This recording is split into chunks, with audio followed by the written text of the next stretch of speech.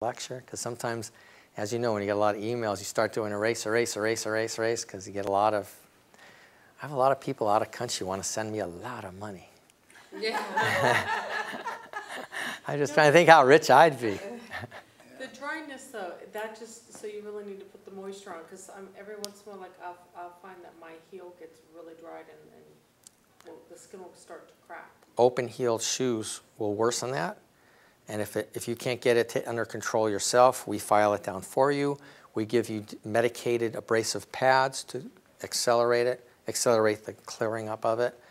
And then once we get you to a maintenance point, then you can usually take care of it on your own. If you really have a problem, then every night or two, you should be scrubbing in the shower real good before bed. Then put your cream with a loofah sponge or something like that. Get out of the shower right before bed. Dry it off. Put your cream on. And then put your cream on. Put your powder on in the morning. If it's really, really bad, it's a double really. You'd scrub it. Put your cream on a little thicker. Put a cellophane on there. Put a sock on. Get up in the morning. Take another shower or foot bath in the morning. Take a loofah sponge again after you've occluded it, because that softens the heel. Scrub it again. Take it off. Put a tiny bit of cream on in the morning, then powder, and repeat every night till you get it where you like it, or come and see us and we'll accelerate things. So, any other questions? Yes? I know you make orthotics, but what do you think about, they sell orthotics at A16 and stuff like that for the person who doesn't have foot problems? I mean, that's what I've been using for Dr. Scholl's on the go.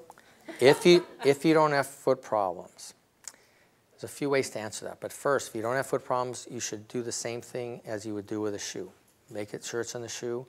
Walk around the store. Make sure it feels supportive, comfortable, etc. If someone does have foot problems, I literally never recommend non-custom inserts. But let me tell you why. In order to have an accurate insert, it has to be strong enough to withstand your body forces. It has to be contoured properly. The chance of that contour of that insert being proper for your foot is pretty tiny. There's thousands of points on there that have to match up to the shape of your foot.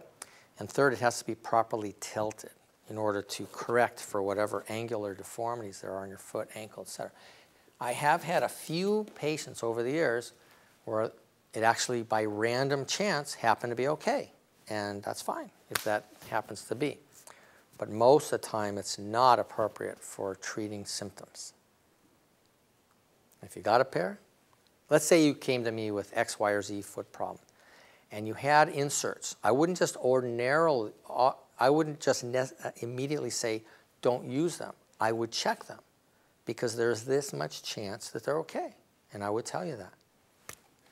Because I have as objective as I can, I try to make sure that they're accurate or inaccurate.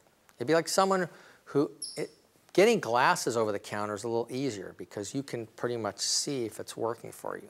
You can't tell as well if the inserts are working for you because there's some intangibles you need to look at. But the closest analogy I can say is, let's say you just walked into a drugstore and picked any pair of glasses off. Let's say there were literally hundreds of possible ones. If you happen to luckily get one that worked, then it'll be fine. My dad used one of the Dr. Scholl's inserts on his shoe, and it bunched up in his foot, and he didn't know it, and because he had neuropathy, so he got a blister. The blister burst. It became infected, and it was awful. Awful. Sounds like it. All right. If you guys have any questions, I call me. have a question too. No problem.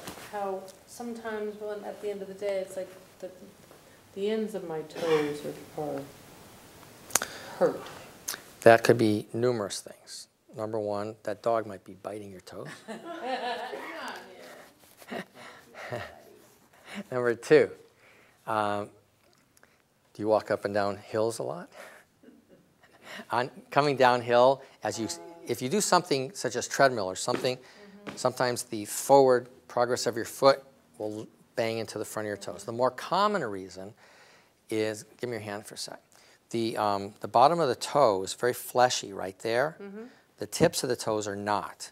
If you have toes that over grip because your feet are flattening too much, sometimes the toes will over grip to make a secondary stability, and you're walking on the tips of your toes, or if your toes are what's called hammer toes, you're walking on the tips, and that part of your toe is not intended to bear weight, and so that can be painful.